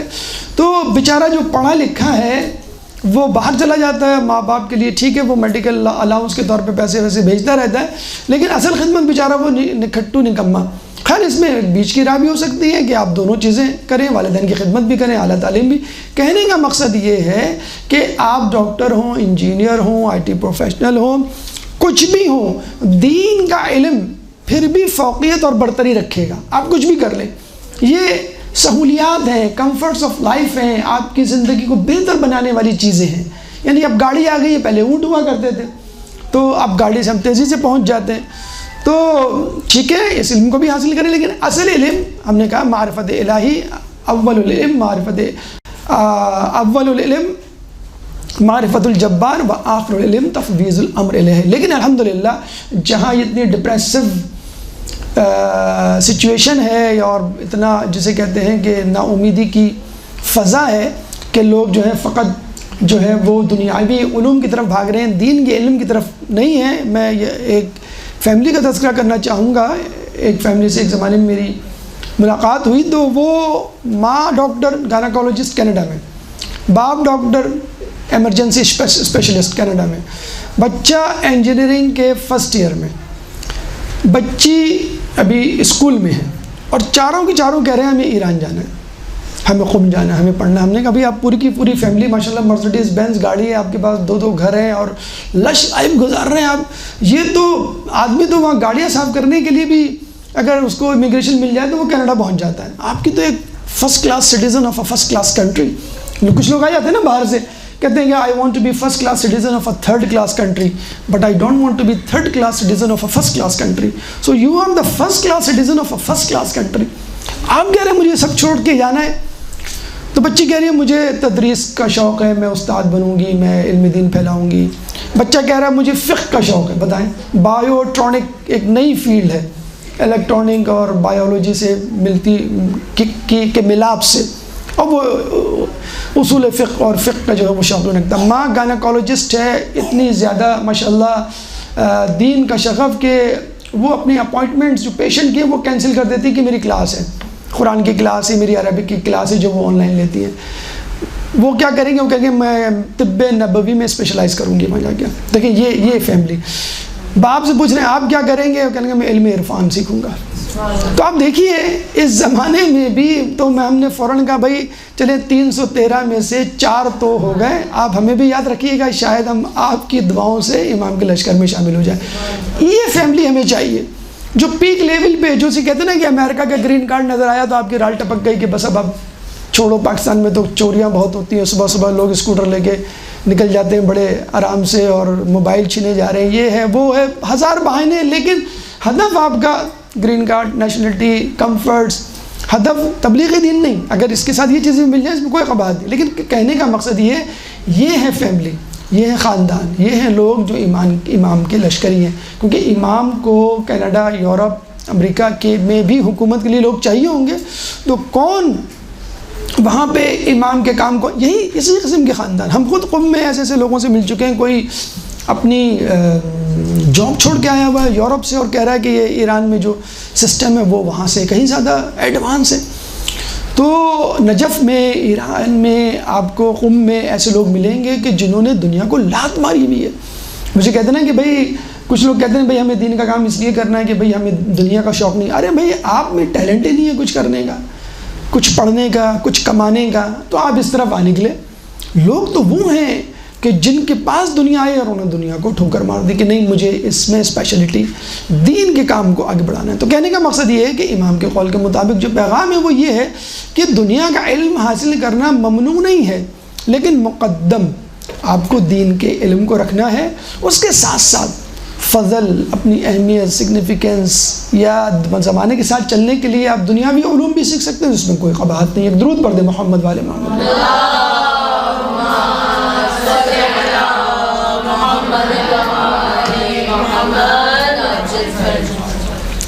تیسرا مکالمہ عیسائی راہب کے ساتھ اشتباہات بہشت، اس کو جنت کے حوالے سے کچھ ڈاؤٹس تھے وہ امام نے دور کیا۔ امام حکمران کے خوف سے شام کی طرف بھیس بدل کے نکلتے ہیں، ایک غار میں پناہ لیتے ہیں، پتہ چلتا ہے کہ وہاں پہ راہب موجود۔ اس راہب کے بارے میں پتہ چلتا ہے کہ وہ سال میں ایک مرتبہ باہر نکلتا ہے اور ایک وعظ دیتا ہے، اسپیچ دیتا ہے، پورے سال میں ایک مرتبہ۔ تو آپ اندازہ لگا لیجئے کہ وہ سال بھر کتنا تفکر و تدبر و مطالعہ کرتا ہوگا، پھر جا کے لوگوں کو بتاتا ہوگا۔ امام سے ملا تو امام سے پوچھا کہ آپ مسافر ہیں؟ امام نے کہا میں مسافر ہوں۔ امام سے کہا کہ کیا آپ ہم میں سے ہیں یا ہمارے دشمنوں میں سے ہیں؟ تو امام نے کہا میں تم میں سے نہیں، یعنی تم میں سے نہیں ہوں لیکن تمہارا دشمن بھی نہیں ہوں۔ پھر کہا کہ امت مرحومہ میں سے ہیں؟ تو آپ نے کہا ہاں۔ امت مرحومہ یعنی جس پر رحمت کی گئی ہو، مؤنث، اس میں مفعول کا صیغہ ہے مرحومتن، مرحومن جو ہے وہ مذکر کے لیے اور مؤنث کے لیے امت مرحومہ یعنی جس پہ رحمت کی گئی ہو۔ آپ نے کہا میں امت مرحومہ میں سے ہوں۔ پھر اس نے کہا کہ آپ عالم ہیں یا جاہل ہیں؟ تو امام نے کہا میں جاہل نہیں۔ دیکھیں یہ امام کی تواضع انکساری تھی۔ امام تو کہہ سکتے تھے مجھ سے زیادہ علم کس کو ہوگا؟ ہمارا امام علم ہی کیا، اپنی ہر فضیلت میں تمام لوگوں پر مقدم ہوتا ہے۔ فوقیت رکھتا ہے. لیکن امام نے توازن انکساری کا مظاہرہ کیا. کیا کہا کہ میں جاہل نہیں ہوں. تو اس نے کہا اچھا ٹھیک ہے، میرے پاس جنت سے متعلق کچھ اشتباہات ہیں، آپ دور کر سکتے ہیں، آپ جواب دے سکتے ہیں. امام نے کہا پوچھو. تو اس نے کہا ہمارے مطابق طوبہ جنت کا وہ درخت ہے جو عیسیٰ علیہ السلام کے گھر میں ہے جنت میں، اور اس کی شاخیں بھی ظاہر سی بات ہے پر جنت میں ہوں گی. لیکن آپ کے عقیدے کے مطابق درخت طوبہ کی جڑ رسول کے گھر یعنی زمین میں ہے اور اس کی شاخیں جنت میں، یہ کیسے ممکن؟ ایک چیز زمین پر ہو اور اس کی شاخیں یا اس کا دوسرا حصہ یا اس سے استفادہ آسمان والے کریں. تو امام نے کہا یہ تو بہت آسان سا ہے، سورج آسمانوں میں ہوتا ہے لیکن استفادہ دنیا والے زمین والے کر رہے ہوتے ہیں. پھر اس نے کہا کہ اللہ تعالیٰ نے جنت میں ظل ممدود، ظل یعنی سایہ اور ممدود یعنی کھینچا، اسپریڈ ہوا پھیلا ہوا سایہ. تو یہ کون سا سایہ جنت میں؟ کیونکہ لا شمس ولا زمہریرہ، جنت میں نہ دھوپ اس کی تپش ہوگی نہ اندھیرا ہوگا، لیکن سایہ یہ کیسا سایہ؟ تو امام نے کہا یہ طلوع آفتاب سے پہلے کا وقت ہے. اور یہ روایتوں میں بھی ہمیں ملتا ہے کہ جنت میں جو وقت ہوگا وہ فجر کے بعد طلوع آفتاب سے پہلے کا. جو سحر خیز لوگ ہیں وہ اچھی طرح جانتے ہوں گے، بہت ہی خوبصورت اور بہت ہی پرفریب منظر ہوتا ہے ماہ رمضان میں سحری کے وقت. اکثر جو ہے لوگ اس سے استفادہ کرتے ہیں، آج کل چور لوگ استفادہ کرتے ہیں صبح صبح لوگوں کی گاڑیاں اور یہ اسکوٹریں چرانے کا. بہرحال اچھا یہ بھی عجیب بات ہے کہ روزی میں برکت ہوتی ہے کہتے ہیں جو صبح اٹھتا ہے، تو ہو سکتا ہے چوروں نے کچھ اور مقصد اس کا لے لیا ہو. تو امام نے کہا یہ وہ وقت ہوگا. اچھا آپ دیکھ لیں ہر وقت میں کچھ نہ کچھ جو ہے وہ مائنس پوائنٹ ہے. اگر پلس ہے مطلب رات میں ٹھیک ہے ٹھنڈک ہوتی ہے لیکن اندھیرا ہوتا ہے، دن میں روشنی ہوتی ہے لیکن دھوپ ہوتی ہے. لیکن صبح کا وقت چاہے وہ گرمی کا ہو چاہے سردی کا ہو، ایک عجیب خوبصورتی اور پرفضا ماحول ہوتا ہے. میڈیکل پوائنٹ آف ویو سے بھی کہا جاتا ہے کہ آکسیجن میکسیمم ہوتی ہے. ابھی کرونا کرائسس کے اس دور میں یہ بات اور زیادہ لوگوں کو معلوم ہوئی اور اویئرنیس بڑھی کہ میکسیمم آکسیجن ہوتی ہے اور منیمم پولیوشن ہوتی ہے. تو میڈیکل پوائنٹ آف ویو سے بھی اور شریعت کے حوالے سے بھی صبح کا وقت بہترین ہے اور اللہ تعالیٰ نے اسی وقت کو جنت کے لیے منتخب کیا. پھر عیسائی نے پوچھا کہ ہم نے سنا ہے کہ جنت میں کھانا کھانے سے کم نہیں ہوگا، یہ کیسے ممکن ہے؟ ایک آدمی ایک چیز کھائے اور استفادہ کرے اور وہ کم نہ ہو. تو امام نے کہا دنیا میں اس کی مثال چراغ کی سی ہے، جتنے لوگ اس سے استفادہ کریں گے چراغ کم نہیں ہوگا. یعنی یہ کھانے کی کوئی ڈش نہیں ہے، اگر 2 کھائیں گے تو ٹھیک ہے پیٹ بھر جائے گا، 4 کھائیں گے تو کم پڑ جائے گا، مثلا جلدی ختم ہو جائے گا کھانا. تو جنت کا کھانا مثل چراغ ہے، جتنے لوگ یا ایک آدمی جتنا کھائے وہ کم نہیں ہوگا. آج کل کے دور میں آپ مثال لے سکتے ہیں، آپ کی جو ای میل مثلا یا واٹس ایپ میسیجز آپ بھیجتے ہیں 257 ایک گروپ میں ہیں، آپ نے ایک میسیج بھیجا، وہ میسیج آپ کے پاس بھی موجود ہے، 257 لوگوں کو بھی پہنچ گیا. تو عین ممکن ہے کہ ایک چیز پھیلے، لوگ استفادہ کریں اور وہ مینٹین رہے. پھر اس نے پوچھا کہ میں نے سنا ہے کہ جنت میں لوگ کھائے پیئیں گے تو لیکن بول و براز پیشاب پخانہ نجاست نہیں ہوگی وہاں پہ، یہ کیسے ممکن ہے؟ تو امام نے کہا کہ دیکھو دوران حمل بچہ کھاتا پیتا ہے 9 مہینے لیکن بول و براز پیشاب پخانہ نہیں ہوتا اس کا. آج کل کے دور میں اس کی مثال آپ دیکھ لیجئے، ری سائیکلنگ ہم کہتے ہیں. ہمارے ہاں تو پورا شہری کوڑے دان ہے، جو چیز جب چاہے ہم پھینک دیں. گندی گلی ہم نے بنائی ہوئی ہے جس میں عورتیں جو ہیں اپنے بال اور بچے جو ہیں وہ اپنا پیمپر اور بڑے جو ہیں وہ اپنے ناکارہ چیزیں جو بھی ہیں وہ پھینک دیں. تو انگلینڈ میں باقاعدہ 3 باکسز ہوتے ہیں، انگلینڈ، یورپ، امریکہ، کینیڈا میں، یلو، گرین اور ریڈ جسے کہتے ہیں. ایک میں کچن کا گاربیج ہوگا، ایک میں ڈرائنگ روم اور دیگر کمروں کا، اور ایک میں جیسے آپ کا تھرموپول ہے، پلاسٹک ہے، باکس وغیرہ، اور اسی حساب سے وہ یوٹیلائز یا ریسائیکل ہوتے ہیں. اگر آپ نے کچن کا جو ہے سامان کسی اور باکس میں ڈال دیا تو آپ کے اوپر فائن لگے گا، یعنی کوڑا غلط جگہ ڈالنے پر بھی جو ہے وہ وہاں پہ فائن لگتا ہے. تو ریسائیکلنگ یعنی جو کچھ آپ ضائع کر رہے ہیں وہ بھی استعمال ہو رہی ہے. یہ بھی ہم نے سنا ہے کہ ابھی ریفرنس مجھے یاد نہیں کہ جنت میں کھانا کھانے کے بعد آپ ایک ڈکار لیں گے. تو آپ نے دیکھا ہوگا ڈکار لینے کے بعد کچھ لوگ بوتل کولڈ ڈرنک فزی ڈرنک پیتے ہی اس لیے کہ ڈکار آئے اور جو ہے وہ ہلکا ہو جائے معاملہ. حالانکہ اسی فزی ڈرنک سے گیس بنتی ہے، وہی گیس نکلتی ہے، کوئی اضافی جگہ نہیں کریٹ ہوتی، تو ڈکار لے گا، اس ڈکار سے آپ کا پیٹ خالی ہو جائے گا۔ اور ویسے بھی جنت میں ہم بھوک کی وجہ سے یا پیاس کی وجہ سے کھائے پیئیں گے نہیں۔ حوض کوثر سے جو ہم سیراب ہوں گے اس کے بعد نہ بھوک لگے گی نہ پیاس لگے گی، لذت کے لیے ہم کھائیں گے، لذت کے لیے ہم پیئیں گے، تھکن اور کوئی بھی پسینہ یا بول و براز نجاست کا وہاں کوئی کام نہیں۔ تو آج کل کے دور میں جیسے ابھی تو ہم نے ایک اور عجیب نیوز پڑھی، آپ پتہ نہیں مناسب ہے بتانا کہ نہیں، آپ واش روم گئے، باہر نکلے، باہر جو کولر لگا ہے اس سے آپ نے پانی پیا، تو آپ کو بتلایا گیا جو واش روم میں کموڈ ہے وہاں سے ایک پائپ ہے وہ جاتا ہے کولر میں ایک فلٹر لگا ہوا ہے جو یورین کے ویسٹ پروڈکٹس ہیں، یوریا، کریٹنن، الیکٹرولائٹس، اس کو الگ کر دے گا اور پانی کو منرل واٹر میں چینج کر کے الگ کر دے گا۔ یہ جو پانی آپ نے پیا ایک گلاس، یہ وہی پانی ہے۔ تو بہرحال یہ بات پروف ہو گئی کہ کوئی چیز ضائع نہیں ہو رہی۔ ہمارے یہاں آپ گاؤں دیہات میں بھی چلے جائیں تو یہ تو وہ ہوتے ہیں گوبر، اس کو خواتین جو ہیں وہ ایندھن کے طور پہ بہرحال استعمال کرتی ہیں۔ پھر اس نے پوچھا امام سے کہ جنت میں جو خدام ہوں گے، ملازمین ہوں گے، وہ کہتے ہیں کہ حکم دیے بغیر تعمیل کریں گے۔ تو امام نے کہا اس میں کون سی حیرت کی بات، ہم اپنے ہاتھ پیروں کو حکم تو نہیں دیتے، یہ تو خود ہمارے حکم کی تعمیل کرتے ہیں۔ یعنی میں اگر گلاس اٹھاتا ہوں اور اس کو منہ سے لگاتا ہوں تو میں کوئی اپنے ہاتھ کو کہتا ہوں تو نہیں ہوں کہ بھائی گلاس کو پکڑو منہ سے لگاؤ، بس ہاتھ خود سمجھ جاتا ہے کیونکہ سگنل پہنچ جاتے ہیں۔ پیر سے میں کہتا نہیں ہوں کہ بھائی اٹھو اور چلو اور کمرے سے باہر جاؤ۔ تو خدام آپ کی سائیکی کو، آپ کی فیس ریڈنگ کو سمجھ رہے ہوں گے، بلکہ آج کل کے دور میں اگر ہم مثال دیں تو ایسے ٹی وی آ گئے ہیں جو جب آپ آن کریں گے تو وہ آپ کی تصویر لیں گے، ویڈیو بنائیں گے، آپ کا موڈ کیسا ہے، اور آپ کی موڈ کو دیکھتے وہ پروگرام پیش کریں گے، آپشن پیش کریں گے، اور پھر آپ اس پہ کلک کریں گے۔ تو کچھ بولے بغیر ٹی وی یا موبائل آپ کے حکم کی جو ہے وہ تعمیل کر رہے ہیں۔ اس کے بعد اس نے کہا کہ جنت کی کنجیاں، چابیاں سونے کی ہیں یا چاندی کی؟ تو امام نے کہا نہ سونے کی ہیں نہ چاندی کی، جنت کی کنجیاں لا الہ الا اللہ، یعنی آپ لا الہ الا اللہ کہیں گے دروازہ کھل جائے گا، لا الہ الا اللہ کھڑکیاں کھل جائیں گی، اور جہاں آپ جانا چاہیں گے وہ چیزیں اوپن ہوتے رہیں گی۔ اور اس میں کوئی ایسا وہ نہیں ہے اچھمبا۔ آج کل کے دور کے حوالے سے اگر ہم دیکھیں تو پاس ورڈ، آپ آن لائن بینکنگ کرتے ہیں، وہ کہتے ہیں بھائی 4 ڈیجٹ کوڈ آپ کے موبائل پہ بھیجا گیا ہے 8682، مثلا آپ نے لیا اور اس میں آپ نے وہ کیا تو وہ فوراً پہنچ جاتا ہے۔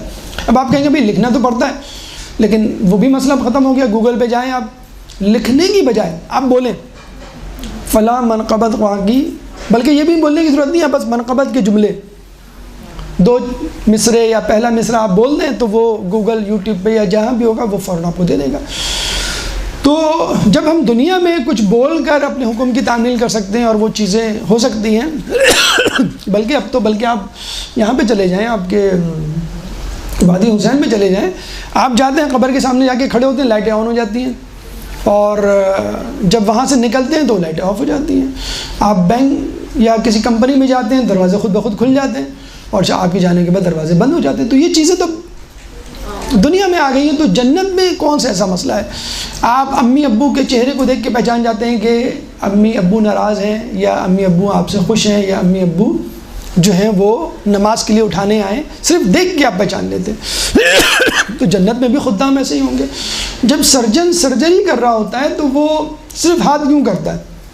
تو اس کے ہاتھ میں اسکیلپل، سیزر یا نیڈل جو بھی اس کو چاہیے ہوتی ہے وہ پہلے سے اسسٹنٹ جانتا ہے کہ فرسٹ اسٹیپ میں یا پہلی مرتبہ ہاتھ پھیلائیں گے تو ان کو یہ دینا ہے، دوسرے اسٹیپ پہ یہ دینا ہے، تیسرے اسٹیپ پہ وغیرہ وغیرہ۔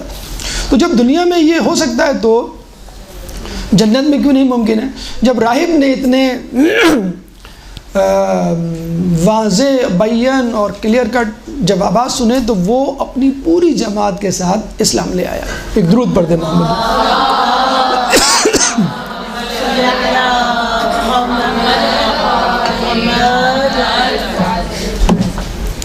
اب آئیے چوتھا مکالمہ امام ابو حنیفہ کے ساتھ۔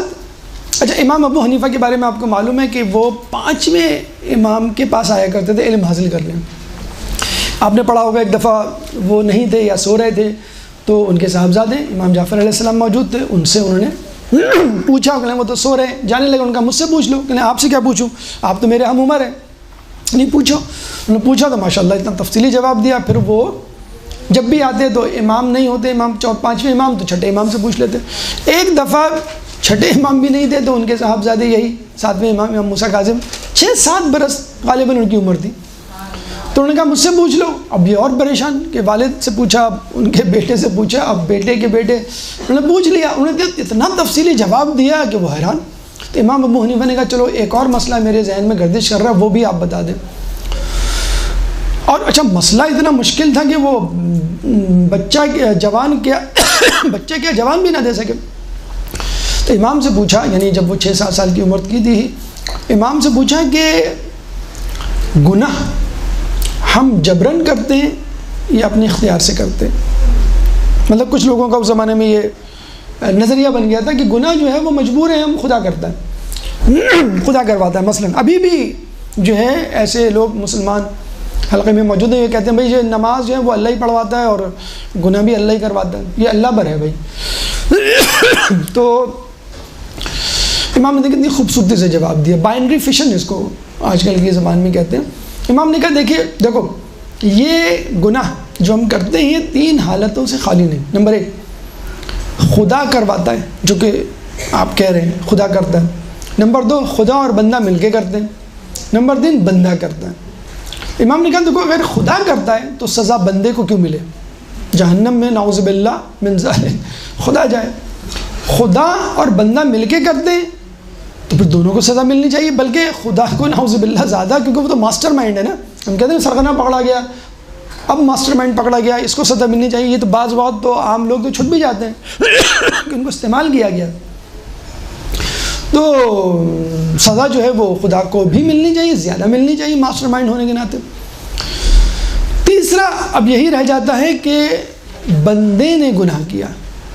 اب اس کی دلیل یہ ہے کہ اگر وہ کرے گا گناہ تو اس کو سزا ملے گی، نہیں کرے گا تو اس کو ثواب ملے گا، یا نیکی کرے گا تو اس کو ثواب ملے گا. تو سزا و جزا رکھی اسی لیے کہ اس کو اپنے عمل کے مطابق صلہ ملے. اچھا یہی مسئلہ تھوڑا سا براڈ اسپیکٹرم میں بعد میں پیش آیا غالباً، اور وہ مسئلہ اس طرح پھیلا کہ زندگی کیا ہے. ابھی تو ہم گناہ کی بات کر رہے ہیں نا، گناہ کیا ہے، مجبوراً کیا جاتا ہے یا مختاراً. اوور آل زندگی کیا ہے، جو کچھ ہمارے ساتھ ہوتا ہے، جو کچھ ہم کرتے ہیں. تو مسئلہ بڑا شدید اختیار کر گیا اور لوگ مخمسے میں پڑ گئے کہ زندگی کیا ہے، زندگی اجبار ہے یا اختیار ہے. مجبوراً جو کچھ ہو رہا ہے ہمارے ساتھ یا ہم کر رہے ہیں بس مجبور ہیں ہم، یا پھر مختار یا ہمارے ہاتھ میں ہے. تو جب حل نہیں ہوا تو امام کو بلایا گیا، ساتھ میں امام جاتے ہیں اور بڑا اچھا خوبصورت جملہ جسے کہتے ہیں کہ وہ کہتے ہیں، وہ کیا جملہ تھا، لا جبرا ولا تفویض ولکن امر بین الامرین، کہ زندگی نہ جبر ہے نہ تفویض. تفویض یعنی کسی کو دے دینا، اختیار دے دینا. ولیکن امر بین الامرین، یہ دونوں کے درمیان کی شے ہے. اگر آپ ائمہ کی زندگی کو کھنگالیں اور مکتب اہل بیت کا مطالعہ کریں تو آپ کو پتہ چلے گا کہ یہ اعتدال پسند اور معتدل ترین مذہب رہا ہے اور ہے ابھی بھی. شدت پسندی دونوں طرف کی، افراد و تفرید سے ہٹ کر. ولیکن امر بین الامرین، زندگی نہ جبر ہے نہ اختیار ہے بلکہ درمیانے کی چیز ہے. دلیل بہت واضح ہے. مثلا اگر ہم یہ کہیں کہ میں مجبور ہوں، مطلب میں کیا کروں، خدا ہی کروا رہا ہے، تو بہت ساری چیزیں ہیں جو آپ خود کہتے ہیں. مثلا مجھے پیاس لگ رہی ہے، مجھے پانی دو، مجھے پانی پینا ہے، تو یہ تو آپ خود کر رہے ہیں. آپ یہ تو نہیں کہہ رہے بھائی خدا کروا رہا ہے، خود ہی میرے منہ میں جا رہا ہے. کھانا کھانا، مثلا آپ باہر جاتے ہیں، کسی پہ ظلم کرتے ہیں، جھوٹ بولتے ہیں، تو آپ خود کر رہے ہیں. سگنل توڑ رہے ہیں، آپ خود کر رہے ہیں. اچھا اب آپ کہیں کہ ہاں ٹھیک ہے میں مکمل اختیار رکھتا ہوں مثلا اپنی زندگی میں، لیکن بہت ساری چیزیں ہیں جن پہ آپ مجبور ہوتے ہیں. یعنی آپ کب کہاں کس خاندان میں پیدا ہوئے، کیا آپ نے خود ڈیسائیڈ کیا تھا؟ نہیں. نمبر 2، آپ کب کیسے مریں گے آپ کو معلوم ہے؟ جی نہیں. حادثات جو آپ کے ساتھ پیش آتے ہیں میرے اختیار میں، بلکہ میں چاہتا ہی نہیں کہ میرے ساتھ کوئی حادثہ ہو، کوئی بیماری ہو. جو نیچرل ڈیزاسٹرز ہوتے ہیں، آفات و بلیات، یہ جو آتے ہیں، زلزلے اور سونامی اور سیلاب اور طوفان، یہ آپ کے اختیار میں ہے. آپ روک سکتے ہیں؟ نہیں، آپ نہیں روک سکتے. یہ دلیل ہے واضح طور پہ. مثالیں شرعی حوالے سے بہت سمپل کہ نیکیاں اور گناہ وہ ہمارے ہاتھ میں ہیں. یعنی گناہ میں جھوٹ چاہوں تو بولوں، چاہوں تو سچ بولوں، نماز چاہوں تو پڑھوں، چاہوں تو نہ پڑھوں. گناہ اور نیکیاں ہمارے ہاتھ میں ہیں. یعنی کچھ چیزیں ہمارے ہاتھ میں اور کچھ چیزیں اللہ کے ہاتھ میں ہیں. یعنی پیدائش، یعنی موت، یعنی حادثات، یعنی قدرتی آفات، یہ میرے ہاتھ میں نہیں ہے. اچھا، پھر اگر ہم معاشرتی حوالے سے مثال ڈھونڈیں وہ بھی بہت آسان ہے. مثلاً باہر کے ملک کے ہم قانون کی مثال لے لیں. یہاں کے قانون کی تو دھجیاں اڑائی جاتی ہیں. مثلاً سگنل پہ رکنا ہے، چاہے رات کے 2 بج رہے ہوں، چاہے روڈ خالی ہو. ٹھیک ہے، آپ کچھ بھی، آپ کے پاس مرسڈیز بینز ہو، BMW ہو، کوئی بھی ہو، بھائی آپ کو ریڈ سگنل پہ رکنا ہے. آپ رک گئے. آپ نے $10,000 کمائے، کینیڈا میں ہیں آپ، مثلاً $4,000 ٹیکس کٹے گا. آپ نہیں کہہ سکتے کہ بھئی یہ $4,000 بھی میں نے کمائے، یہ مجھے دو. $6,000 آپ لے سکتے ہیں، $4,000 نہیں لے سکتے. اسی طرح جو دیگر لا ہیں، مثلا آپ کو جانا ہے کسی ملک تو ویزا، پاسپورٹ، ٹکٹ ضروری ہے، اس کے بغیر آپ نہیں جا سکتے. لیکن کیا مکمل طور پہ آپ ان کے ڈسپوزل پر ہیں؟ نہیں. آپ کو کتنا کمانا ہے، 5,000 کمانے ہیں، 10، یہ آپ کے اوپر ہے. آپ کو کون سی جاب کرنی ہے، کون سی فیلڈ چوز کرنی ہے، یہ آپ کے اوپر ہے. سگنل پہ رکنا ہے ریڈ، لیکن اس کے بعد رائٹ مڑنا ہے، لیفٹ مڑنا ہے، آگے جانا ہے، یہ آپ کے اوپر ہے. آپ کو آفس جانا ہے، آپ کو پلے گراؤنڈ جانا ہے، آپ کو سینما ہال، جہاں جانا ہے یہ آپ کے اوپر ہے. تو وہی ہماری معاشرتی زندگی میں کچھ چیزیں ہمارے ہاتھ میں ہوتی ہیں، کچھ چیزیں لوگوں کے ہاتھ میں ہوتی ہیں، یا معاشرے کے یا حکومت کے ہاتھ میں ہوتی ہیں. تیسری مثال، اب اپنے جسم کی مثال لے لیں. میرا ہاتھ میرے اختیار میں ہے، میں چاہوں تو ہلاؤں، چاہوں تو روک دوں. میرا پیر میرے اختیار میں ہے، میں اٹھوں اور چل کے باہر چلا جاؤں. میری زبان میرے اختیار میں، میری آنکھیں میرے اختیار میں، میرے کان میرے اختیار میں. لیکن کیا دل میرے اختیار میں ہے؟ نہیں. مطلب میں چاہوں کہ دل اسٹارٹ ہو جائے، پھر میں چاہوں آف ہو جائے، بالکل بٹن کی طرح. جگر میرے اختیار میں نہیں، ڈائجسٹو سسٹم میرے اختیار میں نہیں، گردے میرے اختیار میں نہیں. بالکل ایسا ہی ہے کہ میں گلاس اپنے ہاتھ میں پکڑتا ہوں اور اس کو اپنے منہ سے لگاتا ہوں، یہ میرے اختیار میں ہے. جب پانی حلق میں پہنچ گیا اس کے بعد میرے اختیار میں نہیں. اب یہ اسٹامک میں جائے گا، لیور میں جائے گا، کڈنی میں جائے گا، جہاں جائے گا، یہ میرے اختیار میں نہیں. تو لا جبرا ولا تفویض ولکن امر بین الامرین، کہ زندگی نہ جبر ہے نہ اختیار ہے، یہ تو دونوں کے درمیان کی چیز ہے. اہم ترین پیغام اس اصول کا، علمی کمال کا، وہ یہ ہے کہ اللہ تعالیٰ نے، اگر ذرا دقت سے کام لیں، اللہ تعالیٰ نے مشکل چیزوں کو آپ کی دسترس سے دور رکھا ہے اور آپ سے مواخذہ نہیں کرے گا وہ مشکل چیزوں کا، اور آسان چیزیں آپ کے ہاتھ میں دے دیں کہ بھئی یہ کرو. ان کا میں پوچھوں گا، مثلا حرام و حلال یہ آپ کے ہاتھ میں ہے. آپ چاہیں تو حلال کریں، آپ چاہیں تو حرام کریں.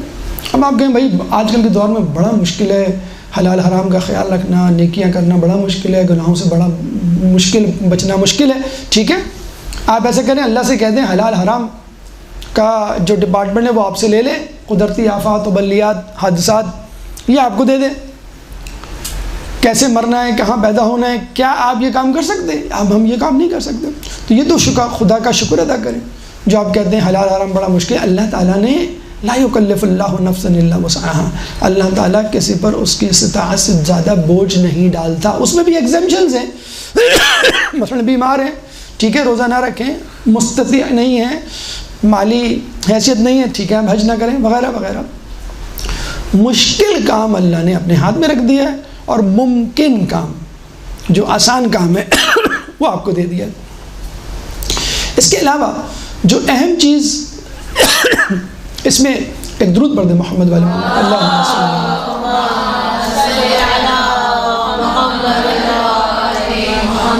اس کے علاوہ جو اہم چیز قیامت میں آپ سے یہ نہیں پوچھا جائے گا بھی پاکستان میں کتنے زلزلے آئے، کتنے طوفان آئے، کتنے سیلاب آئے اور کیوں تم نے نہیں روکے. یہ قدرتی آفات اور خود آپ، تم کو جو بیماری ہوئی، تمہارا جو ایکسیڈنٹ ہوا، تم جس طرح مرے، تم جس طرح پیدا ہوئے، اس کا حساب دو. ان چیزوں میں حساب، روزی تک کا حساب نہیں لیا جائے گا.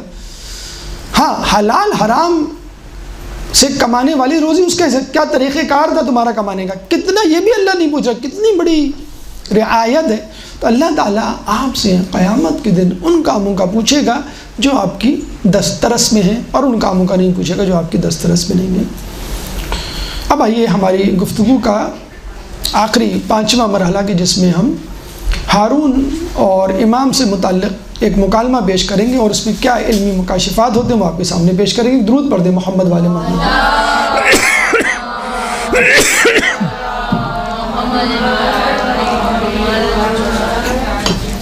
یہ امام کی جوانی کا زمانہ، ہارون رشید حج کرنے جاتا ہے۔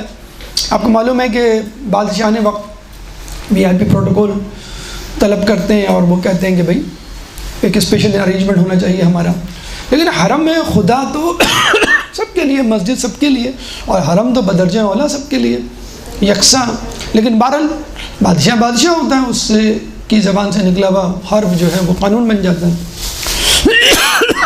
جب ہارون حج کرنے پہنچا تو اس نے کہا بھائی سب کو نکال دو، کوئی بھی طواف نہ کرے، بس میں اکیلا کروں گا تاکہ کمفرٹیبل وے میں جسے کہتے ہیں میں کر سکوں۔ امام جو ہے وہ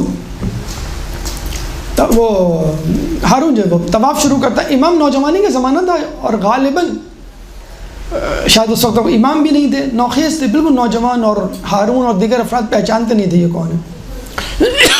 دیکھا تو وہ نوجوان ہارون کے آگے آگے طواف کر رہا ہے۔ اب لوگ روک رہے ہیں، بھائی رک جاؤ، کیا بدتمیزی ہے، بد تہذیبی ہے، بے احترامی ہے، بے ادبی ہے، لیکن وہ نوجوان یعنی امام آگے آگے وہ طواف کر رہے ہیں۔ امام وہ ہارون نے کہا کہ چھوڑ دو، وہ سمجھا نعوذ باللہ کوئی ایسے ہی من چلا ہوگا۔ امام ہارون جاتا ہے حجر اسود کو بوسہ دینے، تو دیکھا کہ وہ مقام ابراہیم پہ نماز پڑھا، یعنی ہر جگہ امام کی برتری، اس نوجوان کی جو اس میں تحریر تھا۔ جب ہارون سب کچھ کر لیتا ہے تو کہتا ہے کہ اس کو بلاؤ، اس نوجوان کو، یعنی وہ ذرا پاسپورٹس اکاؤنٹیبلٹی کے موڈ میں تھا، یا یوں کہہ لیجیے سزا دینے کے موڈ میں تھا۔ تو وہ نوجوان یعنی امام کے پاس جاتے ہیں، کہتے ہیں بھائی تمہیں جو ہے بادشاہ طلب کر رہا ہے۔ تو امام کہتے ہیں کہ بادشاہ کو بولو مجھے اس کی کوئی حاجت نہیں، اس جگہ کوئی کسی کو طلب نہیں کر سکتا، اگر اس کو حاجت ہے مجھ سے ملنے کی تو خود آ جائے۔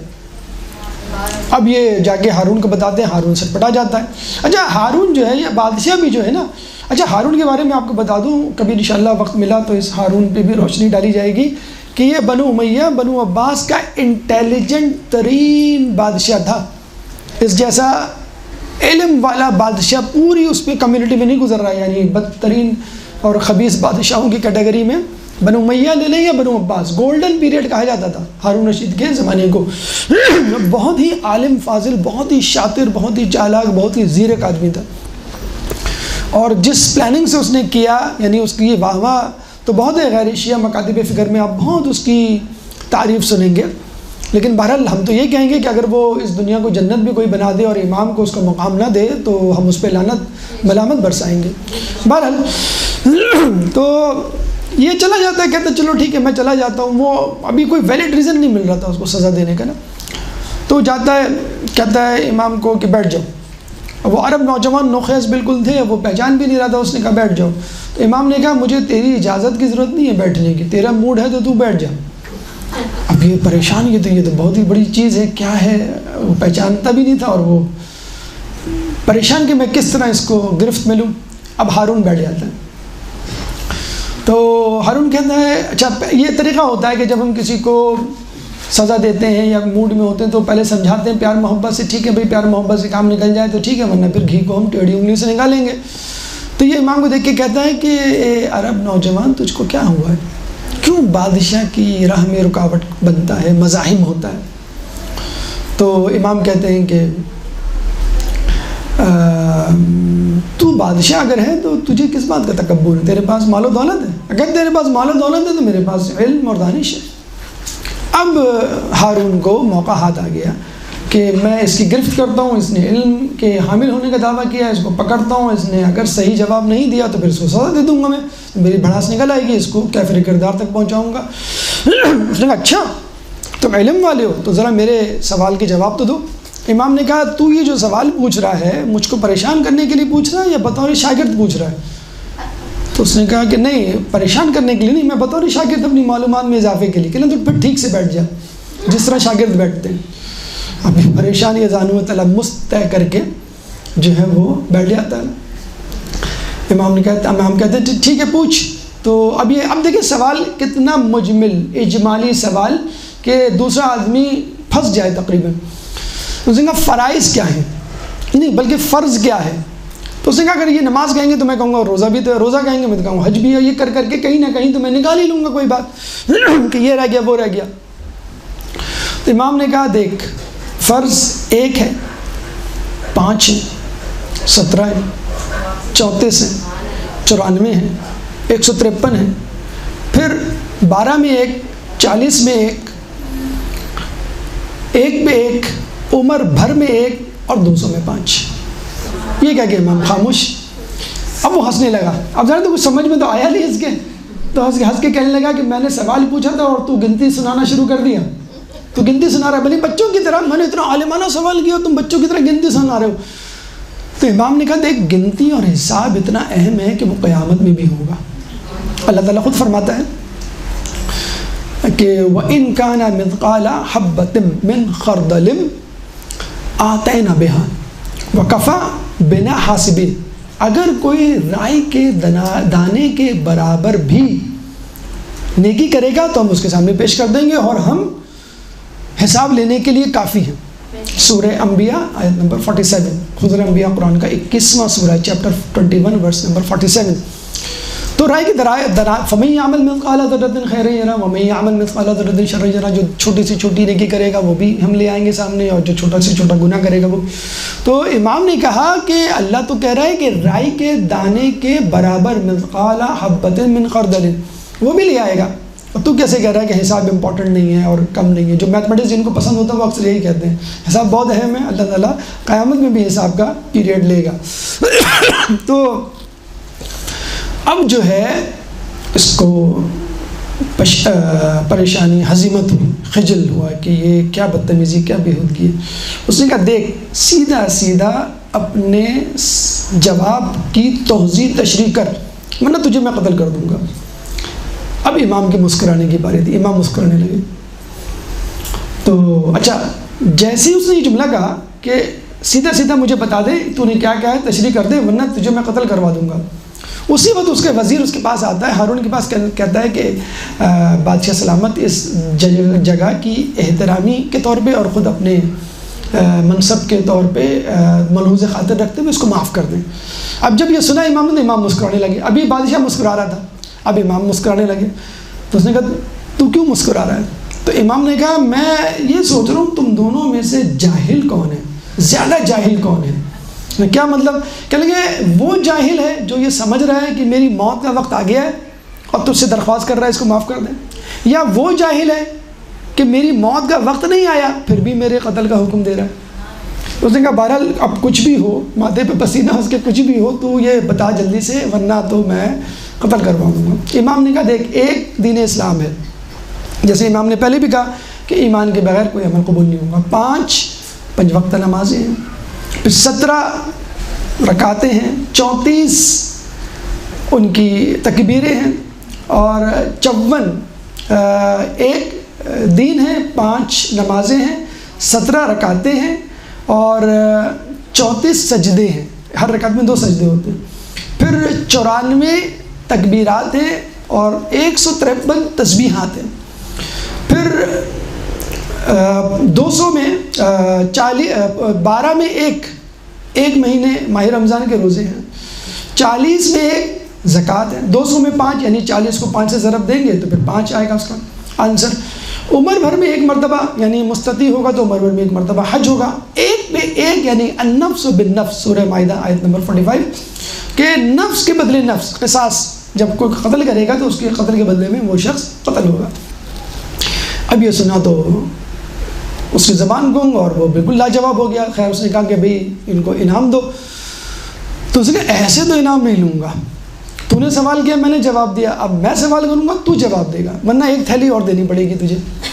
اب یہ ہارون پریشان کہنے لگا اچھا پوچھو۔ تو اس نے پوچھا کہ میں نے فرائض کے بارے میں پوچھا یا سنت کے بارے میں یا کچھ بھی، کوئی بھی سوال کر لے گا اسی طرح کا۔ ٹھیک ہے پوچھو، زیادہ مجھے تھیلی دینی پڑے گی 1 ایکسٹرا۔ تو امام نے کہا یہ بتا گوبر کا جو کیڑا ہوتا ہے گبریلا، اس کی ماں اس کو دودھ پلاتی ہے یا دانہ چگاتی ہے؟ اب یہ سن کر غصے میں بھر گیا کہ میں بادشاہ ہوں، میں نے تم سے اتنا اچھا سوال پوچھا، سوبر سوفسٹیکیٹڈ، تم بھی اسی طرح کا سوال پوچھو، یہ کیا گوار جاہلوں کی طرح یہ گبریلا جانور جو گوبر کا کیڑا ہے، مجھے گوبر سے کیا کام؟ تو امام نے کہا دیکھ رسول کی حدیث ہے جب آدمی کو کسی قوم کا حاکم بنایا جاتا ہے تو اس کو اس کے مطابق عقل دی جاتی ہے، تو میں بھی تیری حکومت میں شامل ہوں، تجھے میری عقل اور میرے سوال کا تو جواب دینا پڑے گا عقل کے مطابق۔ اب وہ پریشان کہنے لگا بھائی دوسری تھیلی بھی لے آؤ، یہ اس کا تو مجھے نہیں جواب معلوم، تم ہی بتا دو۔ کہنے لگے گبریلا جانور کی جو غذا ہے وہ مٹی ہوتی ہے، وہ مٹی کھاتا ہے، بس اسی سے زندہ رہتا ہے، نہ اس کی ماں اس کو دانہ چکاتی ہے نہ دودھ پلاتی ہے۔ یہ کہہ کے امام چلے گئے، پیچھے پیچھے تھیلیاں لے کر اس کا غلام جاتا ہے، پھر واپس آتا ہے کہ بادشاہ آپ کو نہیں معلوم یہ شجر طیبہ رسول اکرم کے خانوادے کے اللہ صلی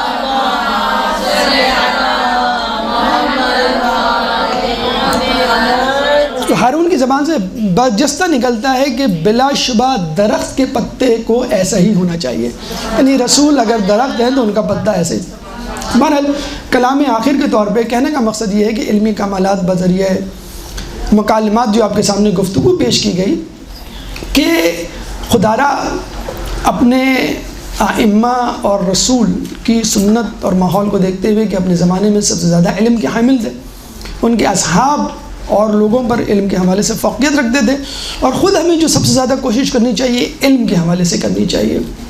امام جب آئیں گے تو وہ اپنے چاہنے والوں کے سر پہ ہاتھ رکھیں گے، ان کی عقل کامل ہو جائے گی اور علم 2 حروف سے 27 حروف تک ایک دم پہنچ جائے گا۔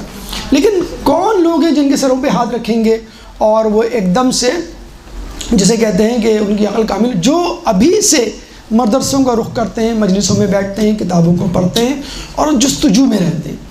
اور دوسری بات یہ ہے کہ معرفت الہی اپنے اندر پیدا کیجئے، کیونکہ معرفت الہی ہر کسی کے بس کی بات نہیں۔ ہر شخص دعویٰ کرتا ہے میں اللہ سے محبت کرتا ہوں، لیکن کیا وہ حقیقی طور پر معرفت رکھتا ہے؟ یعنی فیضان یا فائدہ تو حاصل ہو رہا ہے اس کو توحید کا اور خدا کا، لیکن معرفت ہے وہ اس کا فقدان ہے۔ اللہ اگر توفیق نہ دے، انسان کے بس کا کام نہیں، فیضان محبت عام صحیح، عرفان محبت عام نہیں۔ اللہ تعالیٰ سے دعا ہے کہ جو کچھ پڑھا سنا اس پہ عمل کرنے کی توفیق عطا فرما، تعلیمات اہل بیت پر چلنے اور اس کو پھیلانے کی توفیق عطا فرما، جو پریشان حال ہیں ان کی پریشانی کو دور فرما، جو بے روزگار ہیں ان کو رزق حلال عطا فرما، جو رزق حلال کما رہے ہیں ان کو رزق حلال میں برکت عطا فرما، جو زندان میں ہیں ان کو رہائی عطا فرما، جو مقروض ہیں ان کے قرضوں کو عطا فرما، جو گمشدہ ہیں ان کو ان کے پیاروں سے ملا، جو سفر میں ہیں ان کو منزل عطا فرما، کرونا جیسے متعدی بیماری سے ہم سب کو محفوظ فرما، دنیا کے کونے کونے میں جہاں جہاں مسلمان ظلم و ستم کا نشانہ بنے ہوئے ان سے ظلم و ستم کو دور فرما، ایمان کے ظہور میں تعجیل فرما، ہمیں ان کے انصار و اعوان میں شامل فرما۔ ربنا تقبل منا انک انت السمیع العلیم وتب علینا انک انت التواب الرحیم برحمتک یا ارحم الراحمین۔